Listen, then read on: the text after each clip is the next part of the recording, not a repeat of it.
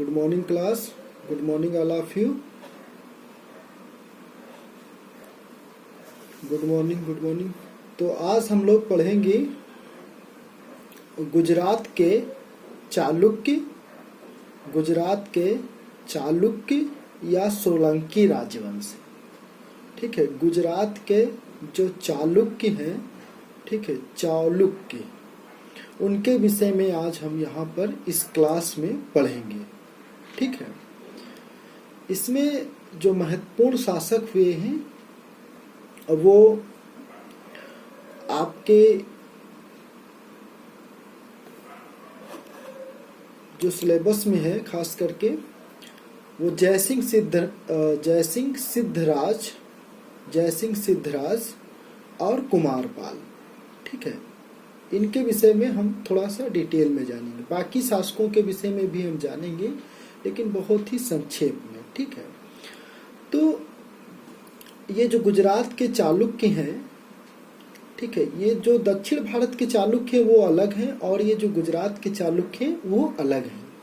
ठीक है, तो ये ध्यान रखिएगा, ये वेंगी और कल्याणी के चालुक्य नहीं, ये गुजरात के चालुक्य हैं। इनकी जो राजधानी है वह अन्हिलवाड़ है।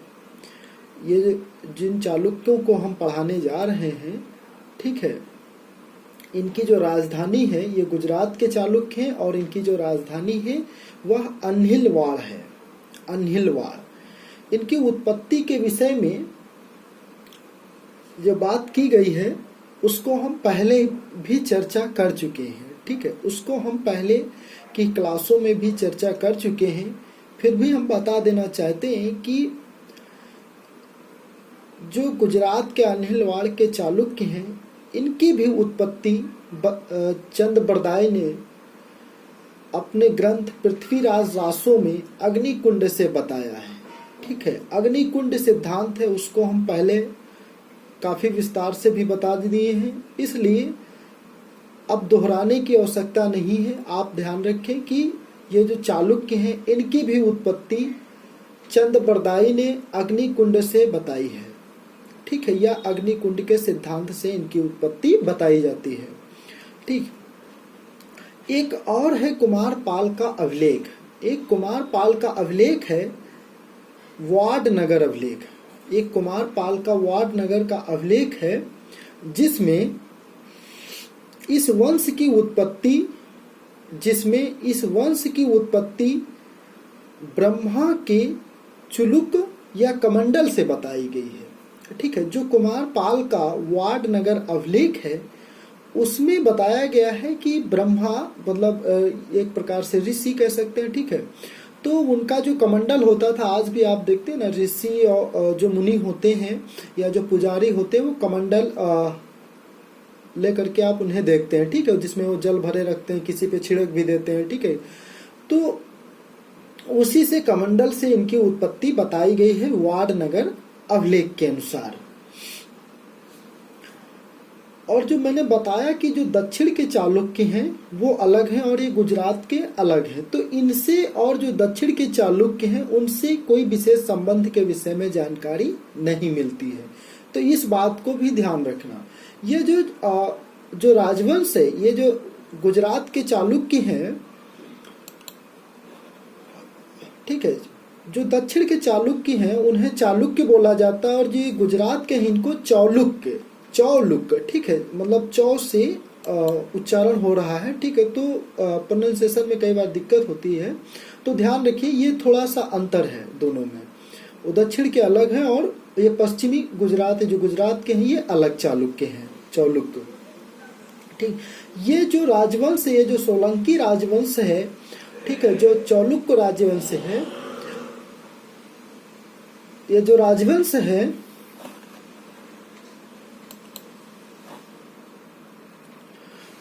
ठीक है, यह जो राजवंश है यह विशेष रूप से मतलब एक खास प्रकार से जैन धर्म का पोषक कहा जाता है। मतलब जैन धर्म को इन्होंने, इस राजवंश ने विशेष रूप से संरक्षण दिया था।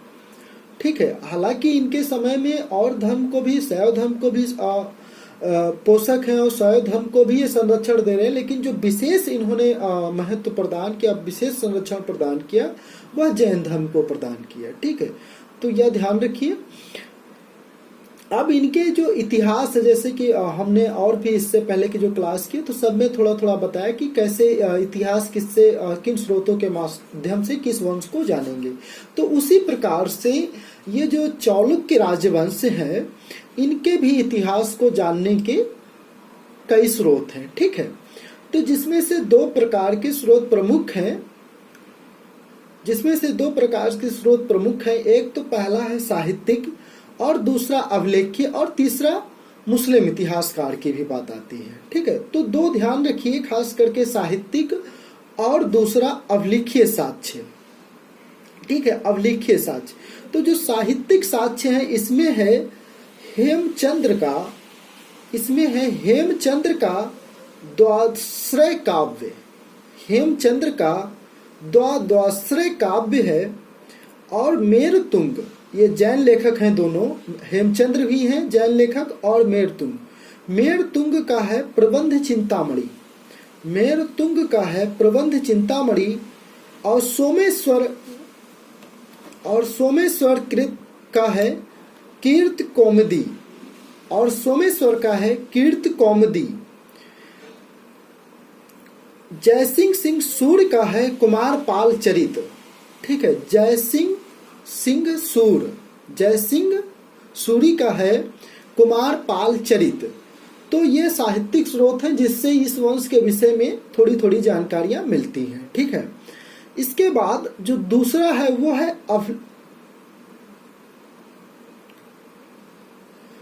द्वाश्रय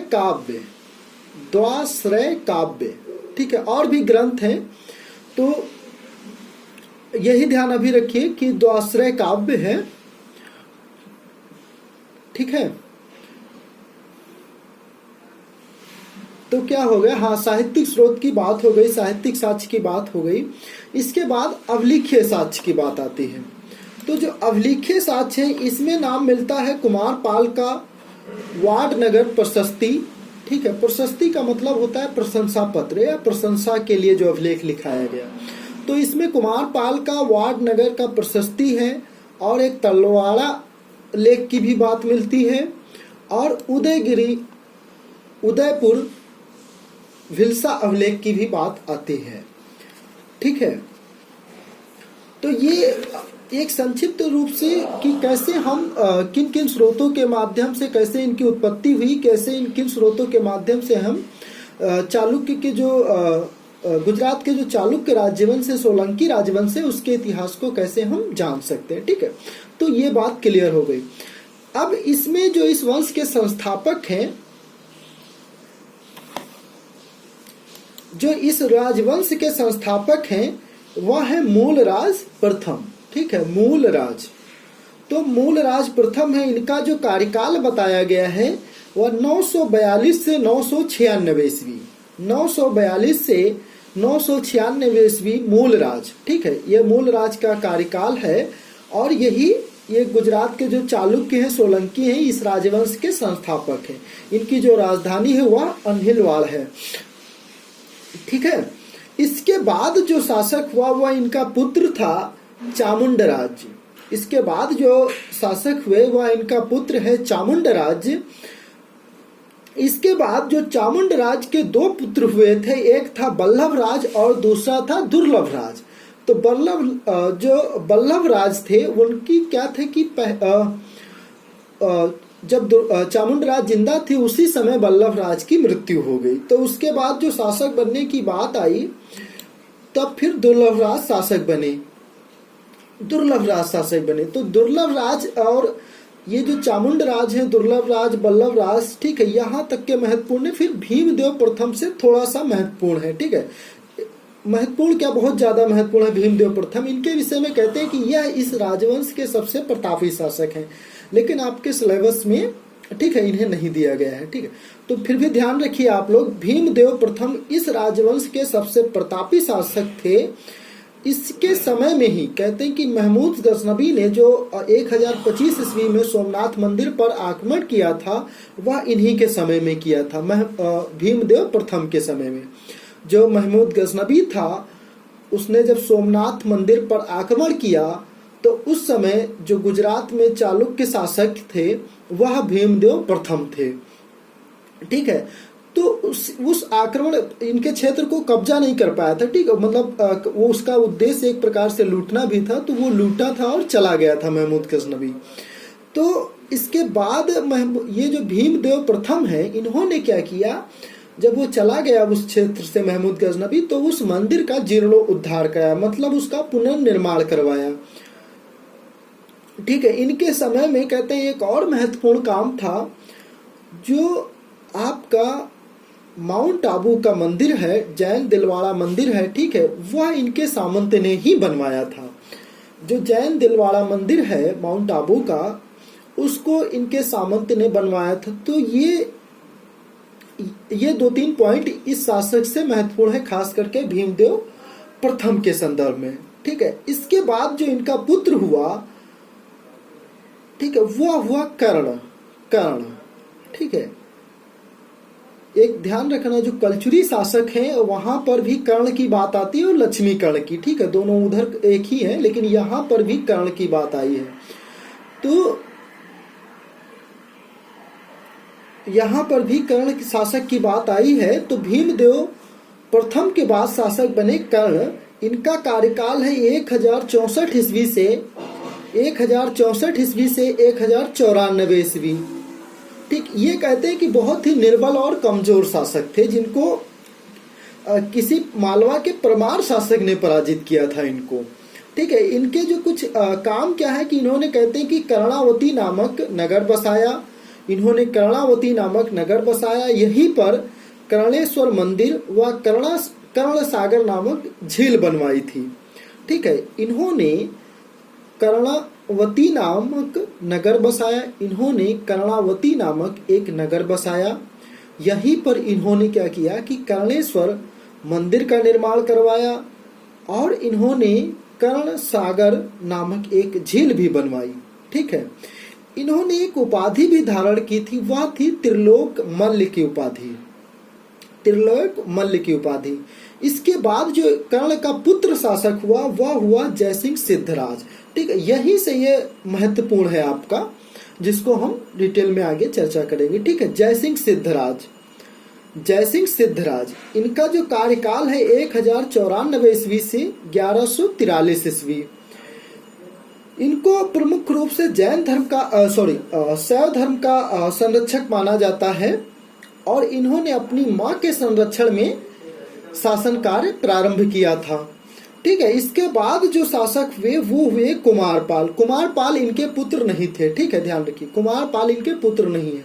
इसके बाद जो शासक हुए जयसिंह सिद्धराज के बाद वह हुए कुमारपाल। ठीक है, कुमारपाल हेमचंद्र के प्रभाव में आकर के शैव धर्म छोड़ करके जैन धर्म को अपना लिया था। कुमारपाल ने जैन धर्म को अपना लिया, और फिर जैन धर्म को ही इन्होंने संरक्षण प्रदान किया। इसके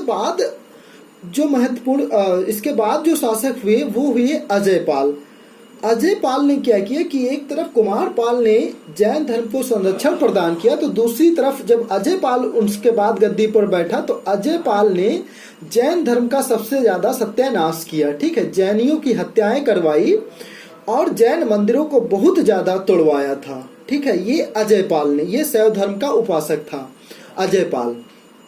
इसके बाद जो गद्दी पर बैठा वो मूलराज द्वितीय गद्दी पर बैठा। मूलराज द्वितीय ने भी अपनी मां के संरक्षण में शासन प्रारंभ किया, जिसको नाइक देवी कहते हैं, नाइक देवी।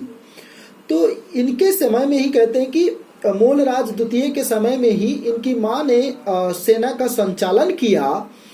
मूलराज द्वितीय के समय जब मोहम्मद गौरी ने, मोइनुद्दीन मोहम्मद बिन शाम अर्थात मोहम्मद गौरी ने जब आक्रमण किया इधर गुजरात के क्षेत्र पर, तब इन दोनों के बीच आबू के क्षेत्र पर युद्ध हुआ। ठीक है, जिसे आबू का युद्ध कहते हैं। तो उस युद्ध में संचालन कर रहे थे। ठीक है, उसी समय इनकी मूलराज कहते हैं कि कहीं कहीं पे लिखा है, ठीक है, कि पराजित भी किए, लेकिन उसके बाद शायद इनकी मृत्यु हो जाती है मूलराज, और जो इसके बाद जो गद्दी पर बैठे वो भीमदेव द्वितीय बैठते हैं। तो भीमदेव द्वितीय कहते हैं कि भीमदेव द्वितीय ने मोहम्मद गौरी को पराजित किया था। ठीक है, तो दोनों नाम ध्यान रखिए, दोनों हो सकता है। कभी यदि ऑब्जेक्टिव प्रश्न आते हैं बहुविकल्पीय टाइप्स के, तो उसमें दोनों ऑप्शन नहीं होंगे, लेकिन एक दोनों में से कोई भी ऑप्शन हो सकता है। तो ध्यान रखिए कि भीम द्वितीय ने मोहम्मद गौरी को पराजित किया था। क्लियर?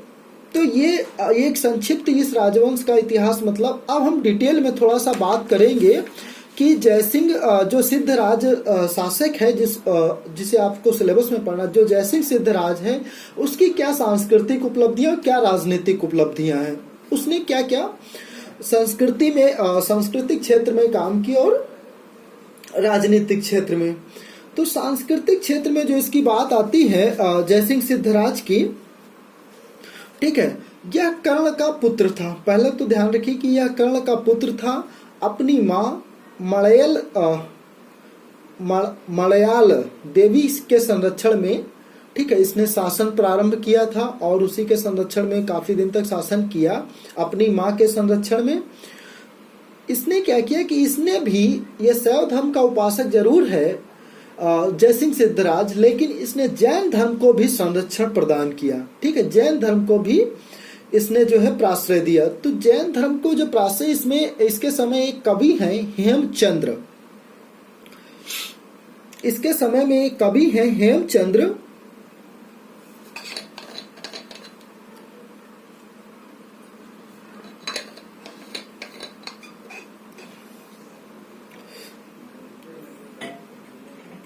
इसके समय में एक कवि हैं जयसिंह सिद्धराज के समय में, समय काल में एक कवि हैं हेमचंद्र, जिन्होंने जैन धर्म, जो जैन धर्म से संबंधित है, इन्होंने कई कृतियों की रचनाएं की हैं। ठीक है, कई कृतियों की रचनाएं की हैं, जिसमें द्वाश्रय काव्य अर्थात या महाकाव्य भी कहते हैं, तो द्वाश्रय महाकाव्य नामक ग्रंथ की रचना की हेमचंद्र ने, और भी कुछ ग्रंथ की रचना की, जिसमें अष्टादश सहस्त्री व त्रिशिष्ट शालिका पुरुष चरित्र की रचना की।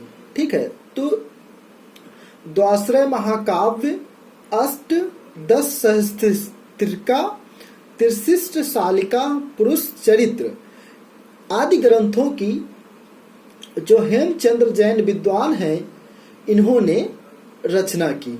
ठीक है, आदि ग्रंथों की हेमचंद्र ने रचना की, आदि ग्रंथों की, जिनके नाम बता दिए हैं आपको। ठीक है, और सांस्कृतिक तो ये हो गया कि इनको इन्होंने प्राश्रय दिया। ठीक है, शैव धर्म के जरूर वो अनुयायी हैं जयसिंह सिद्धराज, लेकिन जैन धर्म के जो कवि हैं हेमचंद्र, इन्होंने प्राश्रय भी प्रदान किया। ठीक है, इन्होंने और क्या किया कि एक सिद्धपुर में एक रुद्र महाकाल के मंदिर का, शिव मंदिर का निर्माण करवाया जयसिंह सिद्धराज ने। तो एक मंदिर का निर्माण भी करवाया। इनके विषय में एक मुस्लिम, यहाँ पर एक बात छूट गई जब मैं बता रहा था आपको कि स्रोतों की बात कर रहा था, इतिहास को मतलब इनके राजवंश के इतिहास को जानने के स्रोत। तो मैंने बताया था साहित्यिक स्रोत और अभिलेखीय स्रोत, और एक है मुस्लिम इतिहासकार। ठीक है, तो मुस्लिम इतिहासकार में जो नाम है उसमें 3 नाम मिल रहे हैं, अल गर्दीजी, इब्न उल अतहर और हसन निजामी। ठीक है, हसन निजामी दिल्ली सल्तनत के इतिहासकार हैं। बाकी ये 2 इतिहासकार, ठीक है, या दिल्ली सल्तनत के इतिहासकार नहीं है। ठीक है, बाकी नाम ही मिला है। तो हसन निजामी की यदि आप किताब लिखना चाहें तो लिख सकते हैं, ताजुल मासिर है। ठीक है, तो एक इतिहासकार है मुस्लिम इतिहासकार जो औफी नाम है। तो औफी बताते हैं कि औफी जयसिंह सिद्धराज के विषय में बताते हैं कि जयसिंह सिद्धराज ने एक और बड़ा काम किया था कि जो खंभात की मस्जिद थी, ठीक है, उसको कुछ लोगों ने तोड़ दिया था। तो जो खंभात की मस्जिद थी उसका जीर्णोद्धार करवाने के लिए अर्थात पुनर्निर्माण करवाने के लिए 1,00,000 बलोत्र स्वर्ण मुद्राएं दान की थी। ठीक है, 1,00,000 बलोत्र स्वर्ण मुद्राएं दान की थी। तो जयसिंह सिद्धराज मतलब कहने का मतलब ये कि वो शैव धर्म, जैन धर्म और देखिए ये इस्लाम है, मतलब मुस्लिम धर्म है, इसके मतलब तो ये सबको एक प्रकार से मतलब सबके साथ सौहार्द बना के चल रहा है, सबके साथ शांति बना करके चल रहा है, सब शांति का मतलब अपने क्षेत्र में कायम किए हुए है। तो सामाजिक सौहार्द बना करके सबको संरक्षण कहीं ना कहीं थोड़ा बहुत दे रहा है। तो ये जो इस्लाम था, जो मस्जिद था, मस्जिद का भी इसने जीर्णोद्धार करवाने के लिए जयसिंह सिद्धराज ने 1,00,000 स्वर्ण मुद्राएं, 1,00,000 बलोत्र स्वर्ण मुद्राएं दान की। तो यह भी इनका एक महत्वपूर्ण कार्य है। जयसिंह सिद्धराज के विषय में और कहा जाता है कि ये सभी धर्मों के साथ, सभी संप्रदायों के साथ समय समय पर बुला करके विद्वानों को उनके साथ चर्चा परिचर्चा भी करते रहते, मतलब चर्चाएं करते रहते थे जयसिंह सिद्धराज। और इन्होंने एक महत्वपूर्ण काम किया कि ये जो सोमनाथ मंदिर था, जो गुजरात का सोमनाथ मंदिर है, उस पर जब कोई यात्री जब कोई तीर्थ यात्रा के लिए जाता था, मतलब सोमनाथ मंदिर के दर्शन के लिए जाता था, तो उस समय भी तीर्थ कर देना पड़ता था। ठीक है, तो उसको क्या किया कि जयसिंह सिद्धराज ने समाप्त कर दिया। उससे जयसिंह सिद्धराज ने क्या किया कि समाप्त कर दिया। ठीक है, तो ये एक प्रकार से संक्षिप्त रूप में ये उपलब्धियां हो गई इनकी, जयसिंह सिद्धराज की सांस्कृतिक उपलब्धियां। ठीक है, अब इसके बाद आता है थोड़ा सा राजनीतिक। तो राजनीतिक बहुत ज्यादा महत्वपूर्ण नहीं, लेकिन फिर भी ध्यान रखिए आप लोग थोड़ा सा। तो इसमें जो बात आती है वो सबसे पहला आता है आभीर शासक नौधन। आभीर शासक नौधन जो है उनसे संघर्ष की बात आती है। जो आभीर शासक, ये सौराष्ट्र के शासक हैं। आभीर शासक का नाम है नौधन। ठीक है, तो इनके साथ इनका संघर्ष मिलता है। इनके संघर्ष के विषय में मतलब कहते हैं कि इनके साथ भी जो आभीर शासक हैं, इनके साथ भी जयसिंह सिद्धराज का संघर्ष हुआ था। खास करके जो मेड़तुम का प्रबंध चिंतामणि है, उससे यह बात ज्ञात होती है कि जो नौधन शासक था, जो नौधन आभीर शासक था, उसने क्या किया कि 11 बार, मतलब 1-2 बार नहीं, 11 बार चालुक्यों की सेना को पराजित किया था। ठीक है, 11 बार चालुक्यों की सेना को पराजित किया था। यह मेड़तुंग कहते हैं ऐसा। ठीक है, 12वीं बार क्या हुआ कि जब 12